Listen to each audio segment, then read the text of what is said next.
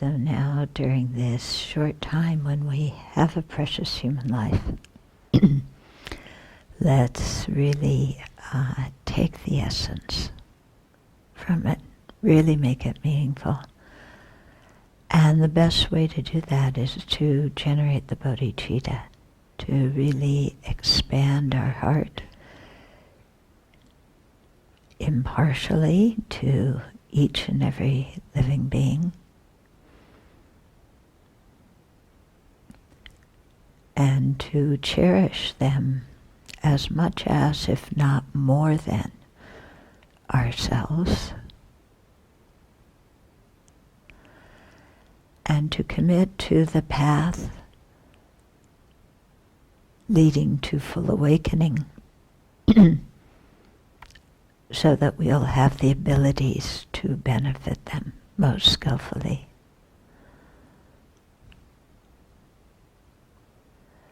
So it's a big thing to ask, but it's the most important thing we can do. So, as much as possible, let's steer our mind in that direction and make that our motivation for everything we do.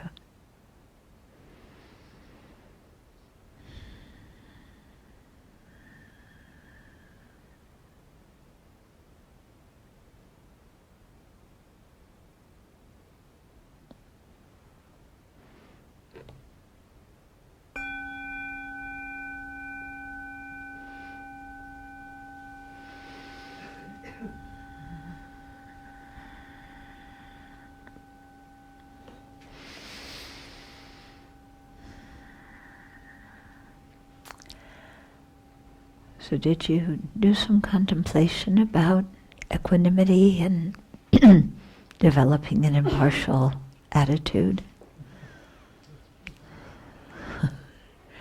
What do you think? It's hard. Hard? What? What did you say? Hard, yeah. What makes it hard? Self-centered thought. The self-centered thought.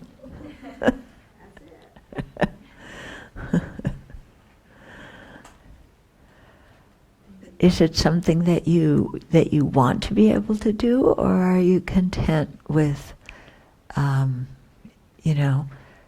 being close to your loved ones and hating your enemies and ignoring everybody else? The problem with just being close to my loved ones is my loved ones have loved ones, and they have loved ones, and so in order to not hurt the ones I love, I can't ignore the people that branch out from them.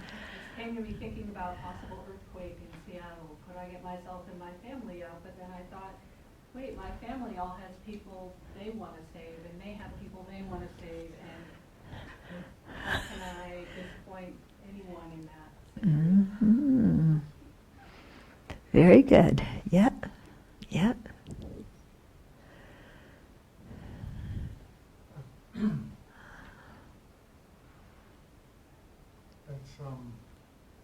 It's really hard for me to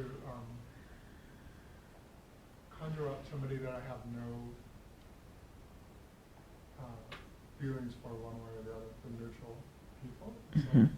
So in thinking about that, I thought it was really interesting that in talking about what makes us attracted to or repelled by people, there was no mention of appearance or people's looks. Mm-hmm. But I can get away from that, like I can just looking at somebody, just how they look. There's immediate either, I'd like to get to know this person, or this person's a problem. Yeah. Isn't that amazing? They haven't even opened their mouth. We don't know anything about them. And just by how they dress, or the color of their skin, or their age, or their weight, or their wrinkles, or whatever it is, then already we have opinions. It's pretty pathetic, isn't it? Yeah, yeah.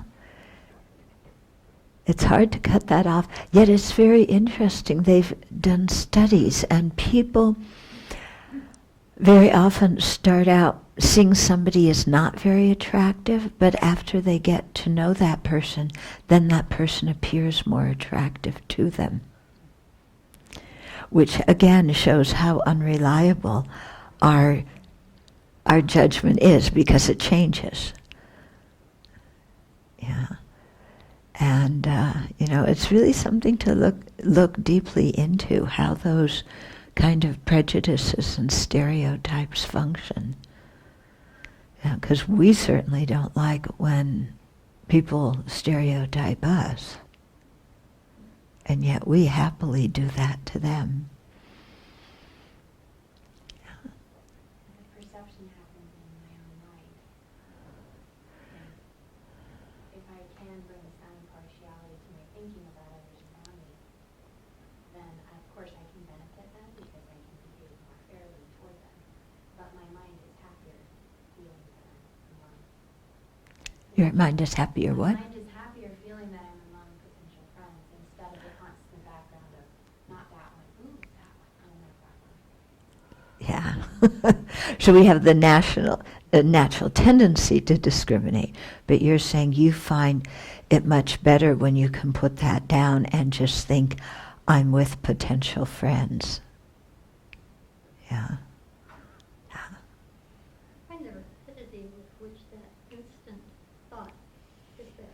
I mean, there's got to be an instant before that instant where I might be able to do something about it. But it's there. Mm-hmm. So if I walk into a situation and kind of prep my mind, we're going to see everybody equally. We're not going to do the instant thoughts. There's a little tiny bit of control over it, but it doesn't last very long. It takes a lot of effort. Yeah, it takes training and effort. Yeah, and it takes also, what I find very interesting about this is there's some amount of humor in it. Because as you know, I mean, people register for retreats, or even they fill out applications for a longer stay. I read the applications and then I forget what they said, and just I'll read a name, so and so's coming this week, and then just reading the name, there's some kind of image. But I actually have no idea whether the person's young or old or pink or purple, or I don't know anything about them. And yet there's the name and an image. And what I really enjoy is thinking of what my image is, and then what they really look like. Yeah, forget about how they really are, but even what they look like, and how wrong I usually am. Yeah, totally wrong. So, there's some humor in this, and it becomes a training in I'm wrong, I'm wrong, I'm wrong. And there's some value in training that I'm wrong. Yeah, because then it helps us give up all those opinions that are wrong. Mm-hmm. Mm-hmm. One thing that I'd like to comment on, though, in response to what Tom said, is there is some benefit sometimes in going with your gut instinct when you come across somebody that is preparing to hurt you very badly. And that happens sometimes. You come across people and you have that situations. And if your instinct is to run away, you should run away.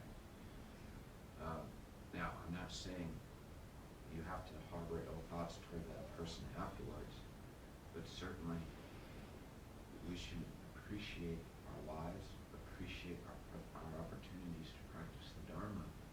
And if a dangerous situation presents itself, I think there are times you really have to pay attention to what your gut instinct is telling you. Yeah. Now, on one level, that makes perfect sense. On another level, how many times does our gut instinct tell us something that's wrong?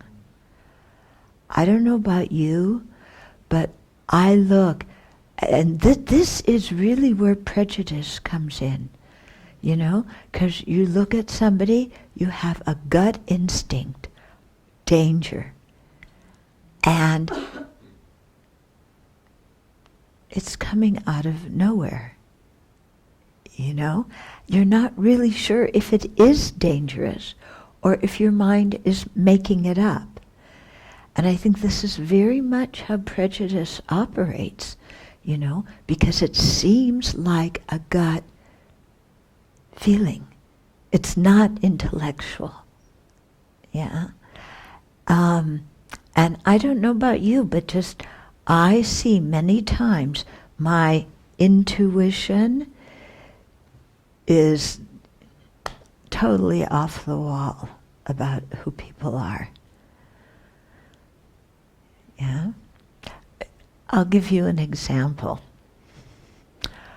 Groups of teenage boys, I don't care what race they are, you know, when they're about like 18, 19, 20, and they're cocky and macho, and they're sitting on the street with their screaming and their, you know, rock music and their, you know, their skateboards and just taking up the whole sidewalk and being quite obnoxious. Yeah? I have a gut feeling of like, don't go near. But when I look at that, it's like they're teenage boys. You know, what am I afraid of a group of teenage boys? Yeah. I don't know, does anybody else have that reaction to groups of obnoxious teenage boys? Excuse me, yeah, you have that? No, I have a thought. Uh-huh. I had all sons, and that changes my perception. Exactly. I see them as somebody's baby. Yeah, exactly. This is exactly what I'm getting at. You know, you had sons, so you see them as somebody's kid. You know, and probably your son's friends who would come over to your house that you would hang out in the kitchen and talk to. Yeah. Same experience because I worked with sports for so many years, and although I kept getting older, the kids were all 18. Uh-huh. So I was around that age group a lot, and it's just kind of like, I don't know, I feel kind of comfortable around that age group. Mm-hmm. They're just Yeah. kind of doing their thing. Yeah. Whatever it is. They're loud, they don't care, you know, Every that's, year. yeah, huh? Their thing changes every year. Yeah. Yeah.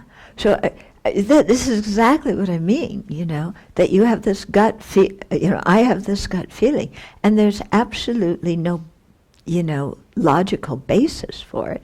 So you have two people who've had very different experience, who have totally different reaction around that.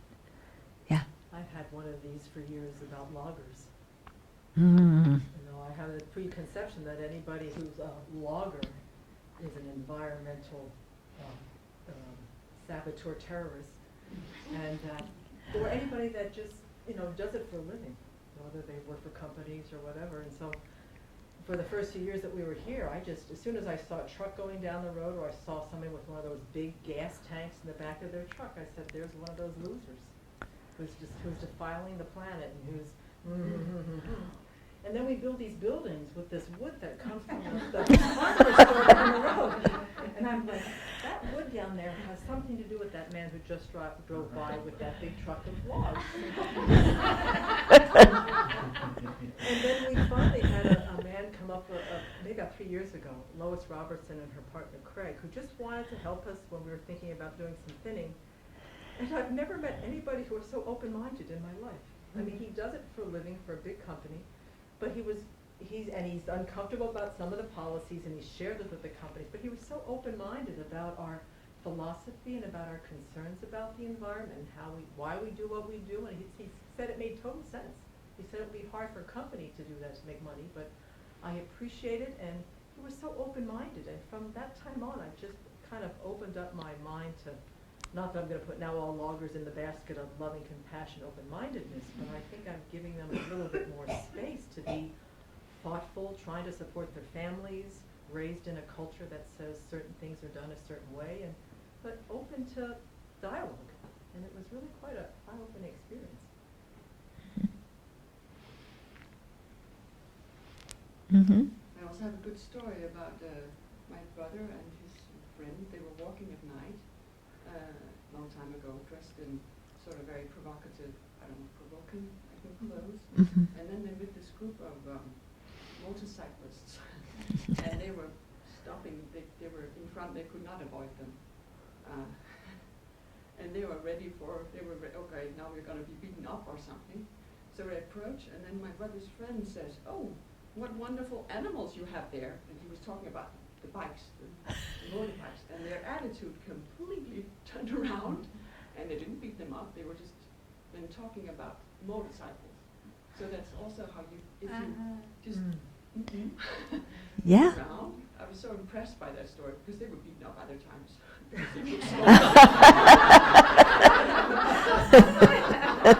Whatever. Uh-huh. This time they were not.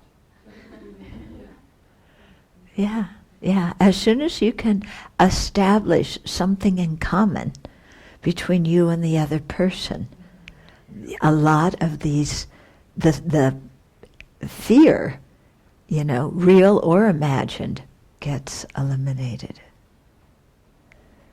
Just a quick story, Manuel. I taught in a school that had junior high connected to the elementary, and this one particular year there was just a really tough group of guys, Mm-hmm. but I had taught them 2 years earlier, but they would harass me every time I went down the hall, like, "Yo, Becker, I'm going to get you fired today!" And so I would have student teachers with me who would not go there. But then, on their own, one-on-one, they're these sweet boys in bigger bodies, but in the group they just sort of like muscle up and intimidate, and it's Yeah. nothing. Yeah. Yeah, yeah. That's it. Okay. So, so this is a little bit about dealing with the people we have instant adverse reactions to. What about the people that we have instant attraction reactions? What about the people who we put in our friend and family category, who we're very attached to? Yeah. Does that seem as disturbing? I mean, we can see, okay, the people I'm prejudiced against in a negative way. Okay. But what about the people that, we're quite attached to? Our loved ones. What about equalizing them out, with everybody? Yeah? I've got nephews and nieces that we're very close, they're very cute and all, and the attachment is there. And what I do is imagine them as young men and women, so who have their own independent personalities, not relying on you anymore. You don't have that kind of stickiness, and you're equal now. Mm-hmm. I find that tentacles just removes itself. Yeah, yeah. So your tentacles go towards them when they're little and cute. Yeah, and they need you. Yeah, and they need you. Oh, okay. When they need you, yeah. When they no longer need you, then They're equal now. yeah, yeah. We have to change the relationship somehow. Mm-hmm. Mm-hmm. Similar to what she was saying, with my own children, I recognize that I'm very attached, but I was commenting to Carol on the way up here. I try, from birth, I've been trying to remind myself that I am teaching my children how to walk away from me, how to be independent, Mm-hmm. not to be. Yeah. And for the people I'm instantly attracted to, I remember your meditation you taught us of the body attaching. Just the bones, muscles, they're not so attractive after that. Yeah. Right. Yeah. The meditation on the body is very good for cutting out that kind of attachment. Yeah. Yeah. But it's hard as a parent to take care of them and to think that you're raising them to be independent, because it seems like two opposite purposes. Yeah. From young, my mom trained me in a way that she wants me to be independent. So she would let me do whatever I want and doesn't really care about me, like she will care. But my dad is the opposite. He gives me a lot of care, a lot of attention. And now I feel so attached to my father. And I feel that sometimes I'm like carrying a big backpack around of my worry of him. And I feel that this may be the reason why I reincarnated. I keep reincarnating because I feel so attached to my father. And I wonder how to let go of this attachment. Yeah. Yeah. One thing. Well, one of what we did yesterday, seeing that the attachment is simply because he was kind to you. I mean, certainly your dad has some bad qualities, and as his child, you're probably more aware of them than other people are. Yeah? But when we're attached to somebody, we tend to gloss over their bad qualities, because those qualities are not shown towards us. So, first of all, to try and see them as a more complete person together with their bad qualities. One thing that I find very helpful, especially with family members, where people's emotions tend to get quite intense, quite high, it runs quite high, either attachment or aversion, is to not label them my family. Yeah, so that person is not my father. He's a father, or he's a man, to even take the father out of it, And so similarly, if you have problems with a parent, that is a woman, that is a man, that is a human being, and take the my out of it. That's very, very helpful to just see that that's really what they are. Mm-hmm. I remember something that happened back at DFF, back in Seattle, a number of years ago, when I was going there for teachings. And at the time, I was having a lot of trouble with my son. He was early 20s and having just a lot of difficulties with life. And I spent so much time worrying about him, wondering what I should do.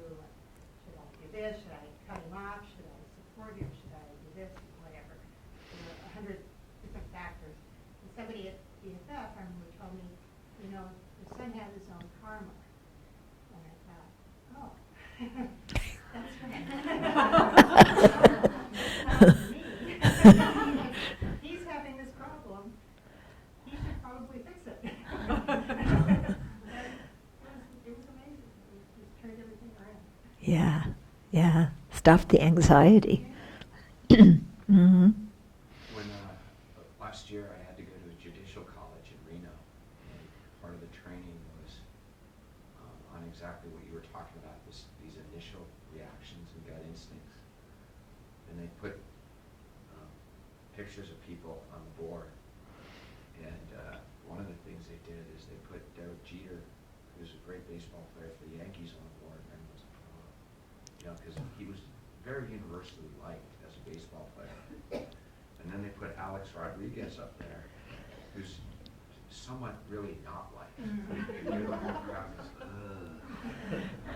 and what they advised us, and I thought this was exceptionally good advice. They said you got to be very careful about the people that come in front of you when you're imposing sentences, because you don't want to let those internal biases and gut instincts get in the way. Mm-hmm. And so they advised us to befriend any category of person that you happen to have like a prejudice against. So if you're prejudiced against like the LGBT community, get a friend from that community. Mm-hmm. If you're biased against Muslims or blacks or anything at all, How about white men?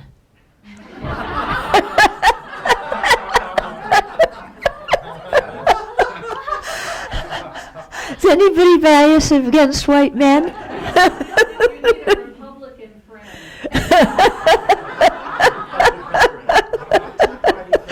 Sorry, I interrupted you. They actually said that the studies that they presented to us were that you could get over every single bias and prejudice except one, and that was tattoos. Really?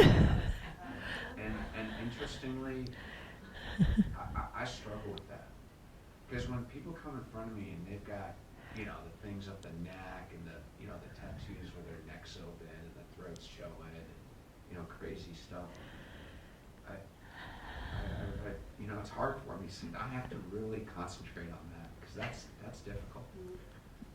But yeah, they said all their universal studies were that everything was overcomable, but not tattoos for some reason. It's interesting, huh?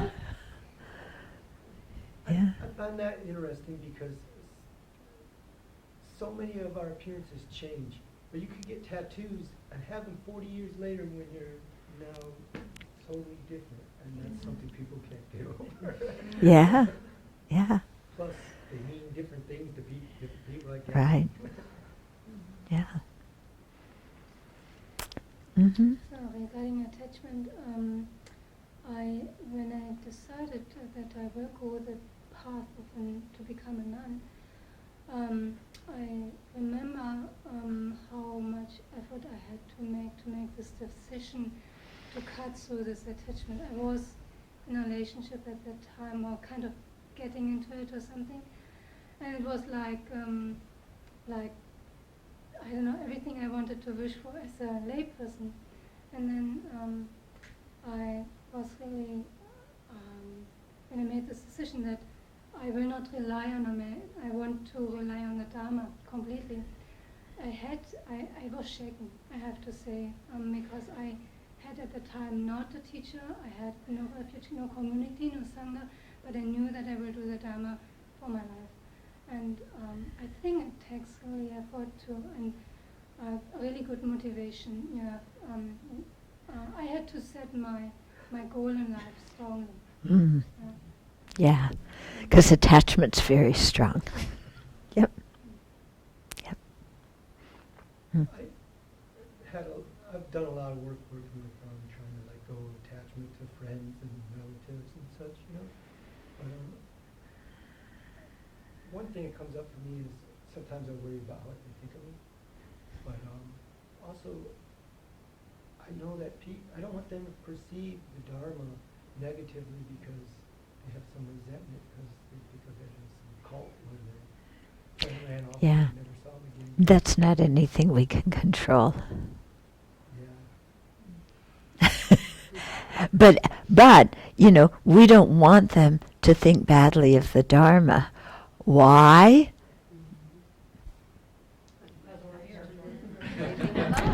Because if they think badly of the Dharma, it implies they think badly of us. Yeah, so it kind of boils down to attachment to reputation in any case. I think of it too, though. I just don't want them to have negative recruits with the Dharma. Yeah. To promote a negative view of Buddhism. Yeah. Even if I never see them again. Yeah, but do you want them to be free of prejudice for Republicans? Yeah, I think that's. And free of prejudice for Democrats? I don't want it to be hindrance to them. Yeah, but it's interesting. Why do we pick on that one thing to be really focused on? Like 3 years ago, you didn't care if they were prejudiced against Buddhism or not. Yeah. What I'm getting at, it's true. It's very nice. We don't want people to create negative karma in relationship to Buddhism. But why do we become so preoccupied and worried about that? Because it has something to do with us.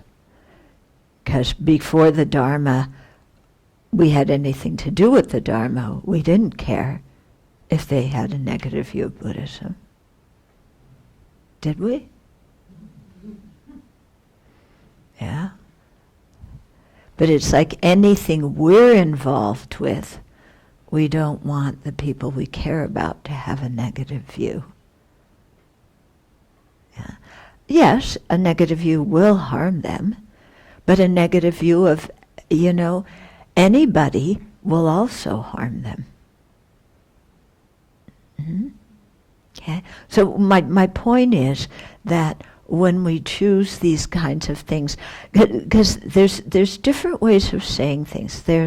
I don't want people to create negative karma by having a bad view of Buddhism. I mean, I certainly feel that too.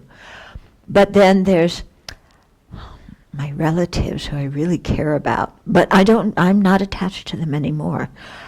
I really don't want them to create negative karma regarding to Buddhism. Yeah? Those guys who picked up the junk metal down there, I don't care if they have a negative view of Buddhism. In fact, it never even dawned on my mind. So what I'm getting at is, how attachment works in many, many different ways. Yeah? To keep us more focused on one group of people than another group of people. Yeah? Okay. Yeah. I mean, do you care if the people in Somalia have a negative view of Buddhism? Did you ever think about it? Did it enter your mind?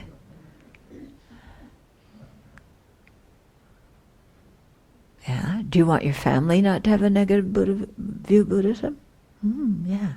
What's the difference? Me. You? To me. The relationship to me, yeah. Okay. Because it's very interesting when we look at people, and we'll get into this evening, we really perceive other people as being inherently existent, They are a real person. They've always been that way. We've always had the same relationship with them. We always will, They're just who they are, and that's it. And, that's the way the world sees other living beings, when truly existent like that. But, when you try and meditate on emptiness a little bit, you realize that any person before you is simply a karmic appearance. They haven't always been who they are. They haven't always even been human. Yeah? Like, it's interesting, I think about it sometimes, now that I'm getting older. Oh, there's all these people who are younger than me. Well, before they were born, did I know them in a different kind of situation? Of course, I don't know this, but it's a thought to play with in my mind. Perhaps, my nephew was one of those mice who scurried across the floor when I was doing Vajrasattva retreat before he was born. Yeah. Maybe my niece was also, we had several mice running around in our meditation hall. Maybe she was one of them too. My younger sister, their mother, she could have been Mama Mouse. Yeah, I have no idea who these people were before they were born.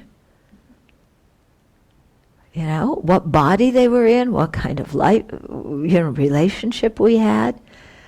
They haven't always been who they appear to be right now, and they're not always going to be who they appear to be right now.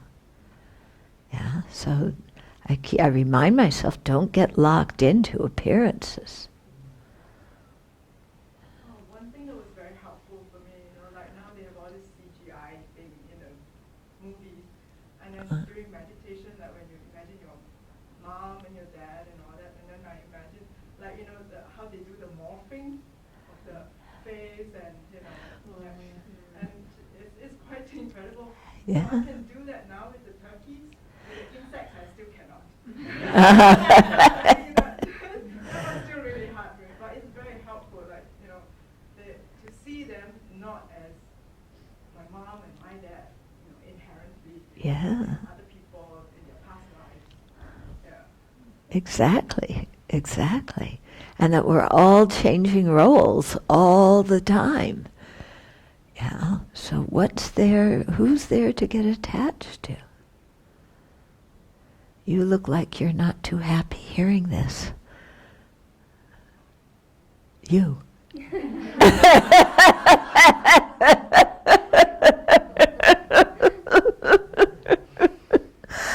What do you make of it? Past lives? Yeah. No, but does it shake up a little bit how you see some of the people in your life? Yeah.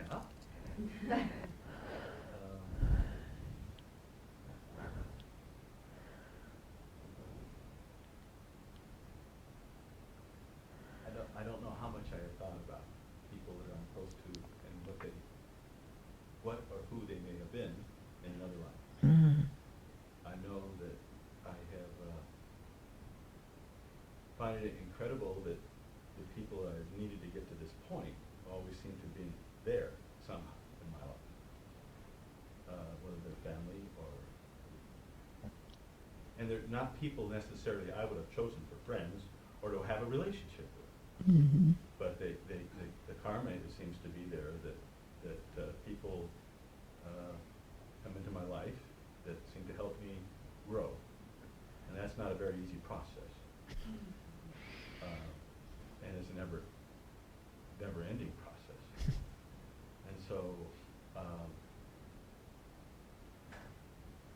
I guess I'm looking at it at people, but also realizing that whether it's the smallest flea, or a great condor, or a minnow, or a whale, whatever, they're all sentient beings, and they've all been my mother. Whatever, from the air, the land, the sea, whatever. It's just, to think and contemplate on it, though, is just like... Yeah. Yeah. It shakes things up, doesn't it? Yeah. Yeah. Because we have so much of a strong thing of this is who this person is, and that they could have been different. Even sometimes when we play with it, we think, well, it's the same personality, I'll just change their body.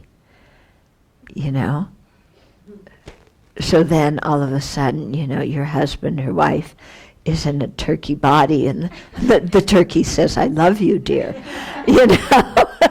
Yeah, okay, but it's still the same, personality in that way. But, well, I don't know, do I feel the same way if they're a turkey? Yeah? Or if this turkey becomes one of my children or grandchildren? Yeah, then you're going to feel totally different about that turkey. Yeah? And it shows us how much we grasp at inherent existence. Yeah. My mom has dementia, and we moved her out here 2 years ago to be closer to one of us, and I've been watching her over the last 2 years gradually go away. Mm-hmm. Still knows who I am, but doesn't really know she knows my name, but she doesn't really know who I am. And so I have the opposite. Instead of having the turkey, the body is still there, but the person is going. God, yeah. And it's been an intense meditation for me on what really is my mother. Yeah. Her personality is still there. Her sense of humor is still there. She has no idea where she is, when she is. She clearly has one foot in the bardo, and I mean that literally. She's seeing people who are dead and all that kind of stuff. And it's been, I am sorry that she's going through it, but it's been an incredible gift to me in a very morbid sort of way to have to let go of her. Yeah. It's really hard when she's still physically there. Yeah. Yeah, because when the body's there, you expect them to be the same person as they were before. And now they aren't. And then there's a lot of role reversal going on too. You know, when you have to diaper one of your parents. Yeah? Yeah? Wondering about, thinking about dementia,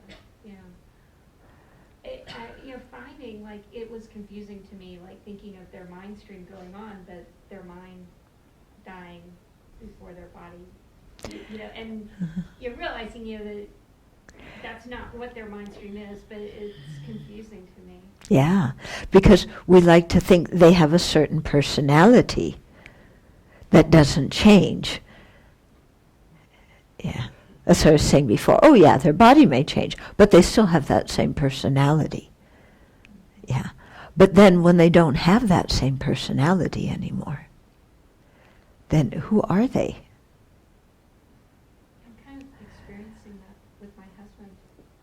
He has Parkinson's disease, and he has a significant, cognitive component to it. Yeah. And it was actually had been going on for some time, I think, before I even met him. But I can still see changes in the years that we've been together, in what he's able to do and how he thinks, and that's a difficult thing. Yeah, he's not an inherently existent person. Mm-hmm. That's the thing, yeah? With a particular personality that's very predictable. Yeah, people are not like that. We look at them and we think they're like that, but they aren't. So I've just become more aware of it because the doctors pointed at it and, Yeah. and showed me. Yeah. A different take on this attachment thing. I don't know about the U.S. part, but like in Asia, there's a lot of us have some inherent belief in reincarnation in different forms. Mm-hmm. And the media, so our media entertainment, a lot of these dramas that come to play is about star-crossed lovers, and it's very addictive, and it's got all these Korean waves that previously was Japanese wave, it was now Korean wave, where they have these huge dramas, hundreds of series that people will watch non-stop for hours and hours about the theme of attachment. Yeah. Yeah, the soap operas, right. Over lifetimes. Yeah. From a soap opera that continues from one life to the next.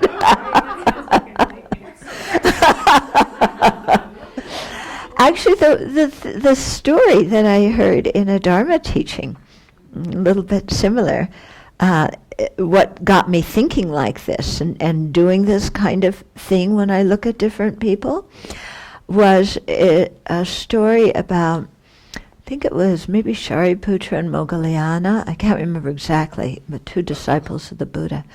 And they were going on alms round, and there was one house, there was a mother feeding fish bones to the dog. I guess she didn't know it could kill him. But, yeah, it's actually a good component to the story. And the husband was sitting there in the living room holding their new child, their newborn baby, rocking the baby, adoring the baby. And Shari must have been Moggallana, because he was the one who had chief in extrasensory powers. And he said, karma is so strange, because what he saw was the husband and wife, okay, the baby that the husband was holding and adoring was actually the wife's lover who had died and been reborn as their baby, who, the husband now adores. Didn't adore him when He was the wife's lover. And the dog and the fish, the dog was, like the mother, the woman's mother, and the fish was her father, who had both died. And there she is, the daughter, who's feeding the father to the mother. Yeah, and Mogliana said, this is the craziness of samsara, because you look at it, when you see people and you put them in certain roles, and this is who they are, then they're reborn. They're totally different bodies, totally different cognitive abilities, personality, everything totally different. But they're in that continuity of that particular consciousness. Yeah, and then you get this weird mix-up of relationships, so that the person you couldn't stand in one life, you now adore in the next life. And the person you adore in one life, you're eating them, you're killing them and eating them in the next life. Yeah? Well, I was thinking about, inequity and rebirth. Perhaps it's helpful sometimes to think about yourself as, you put yourself in the place of a cow, or a pig, or a chicken, or a dog, or a cat, or a bird, crow, whatever, and just try to live that for a moment, and then move from there even into the hell realms, imagining from what you've read. That's like you put yourself there. Yep. That's exactly how you're supposed to meditate on it. Yeah. And then you come back to being a human being and you realize how fortunate you are. And then you think, there's still danger of being born there. I need to take refuge. And then you think, there's other beings who have been born there. I have compassion. I want to free them. Yeah, that's exactly how you're supposed to meditate. I like the way this all ties together, because it really got me thinking of like my own family. And I was born to a mother and father who took care of me very well and raised me. And I was very happy in my childhood. But my family has no spiritual aspirations. And it took me a long time in this lifetime to get to where I am now. And I reflect on the teachings and I think to myself, well, I'm very happy about having teachers, meeting the Dharma, and being in this position. But man, why did it take me so long in this lifetime to get there? I didn't do something right last go around. And that gives you the motivation this go around to really bump up the practice and really enhance it in the hopes that next time I get a mom like Colette.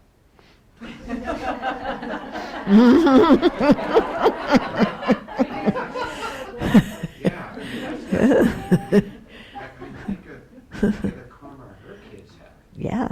That's a good household. Right. But do the kids have karma with the Dharma?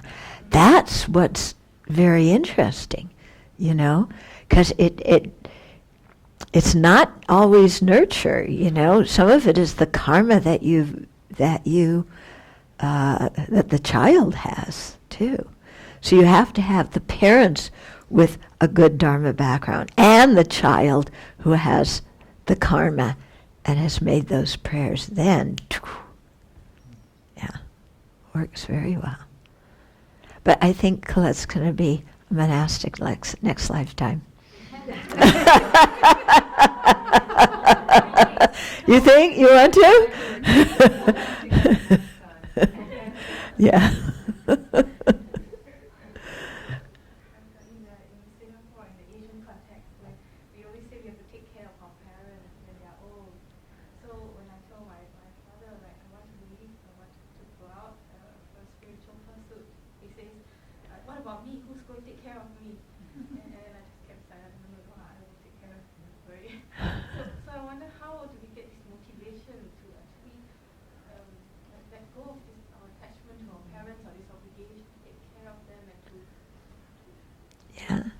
You have to have strong faith in rebirth, strong faith in the Dharma.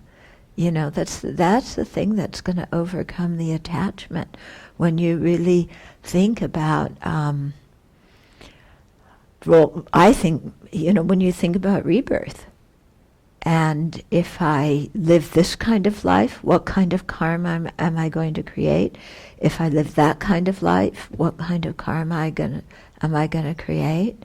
If I create this karma, where am I going to be born? If I create that karma, what am I going to be reborn as? And then, that gives you much more clarity, to choose. And sometimes you have to see that, you may really wish somebody well, and your love is a form of attachment. But if you get born in the lower realms, how are you going to help that person? Yeah, you may make them happy this lifetime, but next lifetime, will you have any ability to help them or anybody else if you get reborn in the lower realms? Yeah? And then that really helps to see what is, to set our priorities clearly. Mm-hmm. And to get rid of some of the attachment. I wanted to say one thing that really, really hit me hard, like a ton of bricks, was when you think about the tortoise in the ocean coming up every 100 years, popping through the little ring, okay? And then you hear him teaching you, compared to how many stars you see in the sky at night versus how many you see in the day. That's how much the realms expand as you get lower.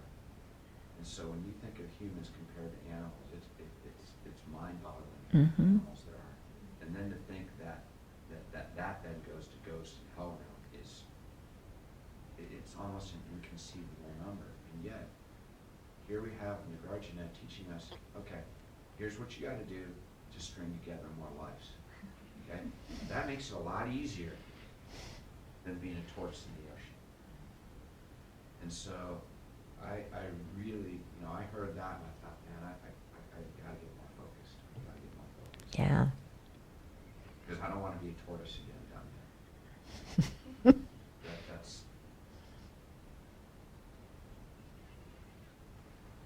Yeah, I don't think any of us want to be. Yeah, but see, this is the problem. The way the 8 worldly concerns work is we have that determination, and then as soon as we see something we're attracted to, gone, evaporated. Yeah, that this is the difficult part, maintaining that awareness in a consistent way, so that it has a continuous impact on our life, instead of in, out, in, out. It's about that story about the father and that attachment. For me, it's like what I think of is it's a feeling of abandonment. I'm abandoning that person, which is not true. I'm not abandoning that person, but that's how it feels. Who am I to let that person down? And what I think of is like, I'm on the path, I have so much to learn, and like so often what you see, like, my abilities to help people are like so little. There's a lot to learn. Am I going to help that person by staying there with all that attachment and all of this? I'm not helping myself, and I'm not helping him at all. I'm not helping nobody. Yes, it is hard at the beginning, but like Venerable John said, you need to have your goal in front of you, think about it, and keep nourishing this. And this is where I'm going to be really love help.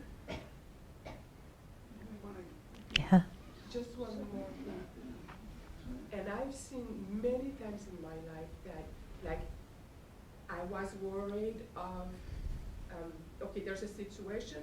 If I move out of the situation, I was worried that things were not work properly. Or I started to develop faith that I'm not in control of that planet here.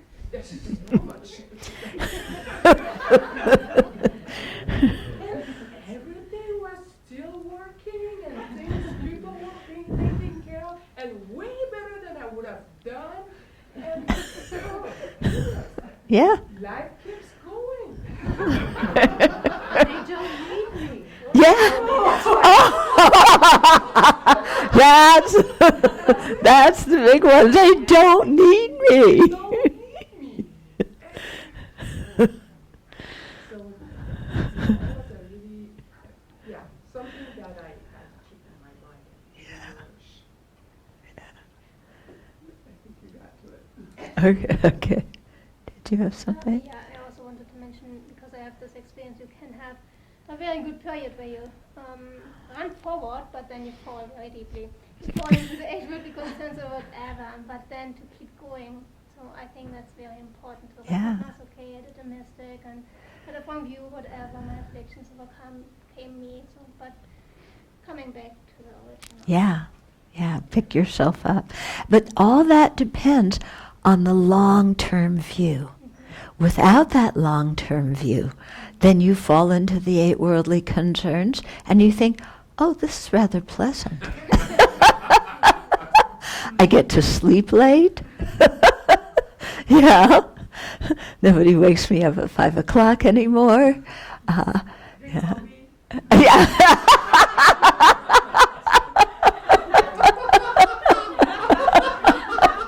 All right, that's Starbucks. Rose hours gets a lot of business.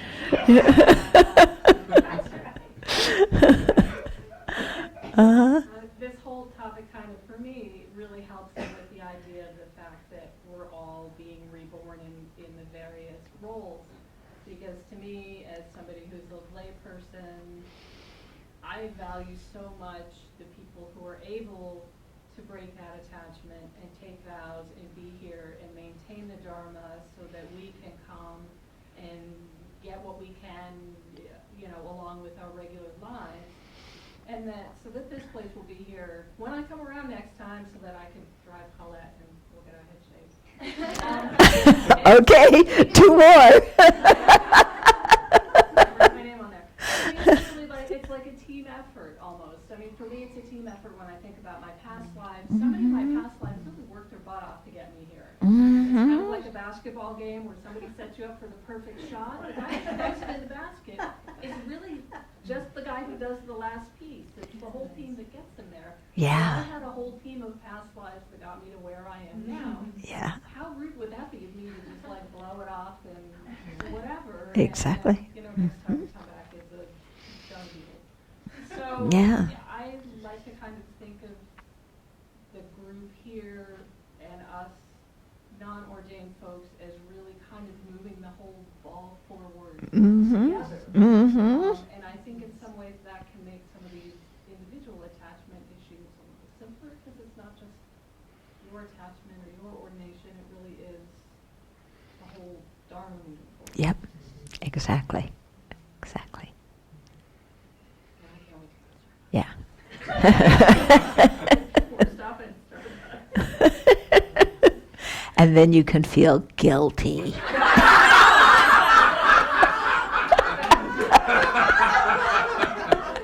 Oh.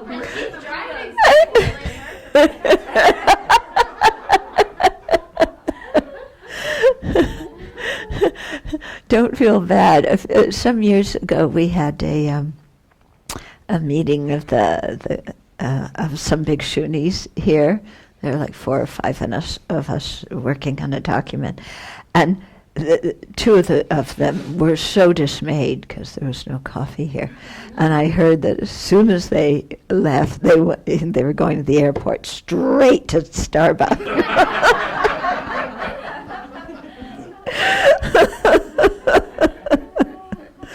So you're saying there's other abbeys with coffee?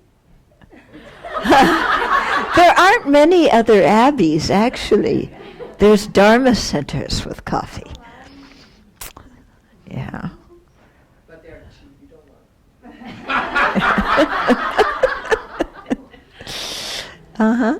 I think too a lot about how the Buddha, how Siddhartha left his family. Mhm. He was in a position to, in worldly sense, move up a lot and do a lot, and he saw that that's, everybody's still going to get sick. Right.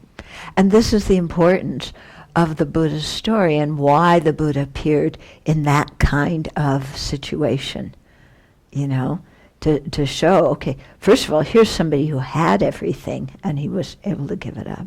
And second of all, here was somebody who actually could have had worldly power and done something in a physical way for the situation of society, but saw that the spiritual path was more important.